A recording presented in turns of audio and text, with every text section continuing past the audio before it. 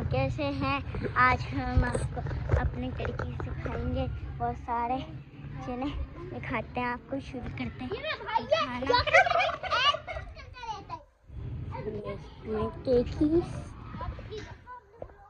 हमारा टर्की, मुर्गा, मुर्गी। तो गाइस आज आपका सोचता हम कौन सी परिंदा लेके आए। मैं तो सोच रहा हूँ आज हम लोग भी ना वो ले लेते कबूतर। हाँ कबूतर खाना भूल गए, वो कैसे हमारे। हाँ यार क्या कर गया हमारी मुर्गी इसी रखे हैं यहाँ पे। ये हमारे कबूतर, ये बहुत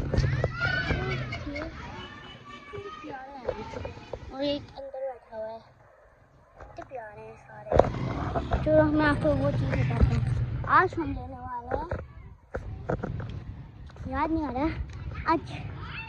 आज हम लोग यार चले मंडे को ना बर्ड्स मार्केट होती है, वहाँ पे जाएंगे हम लोग। तो फिश ले लेंगे, फिश भी लेंगे।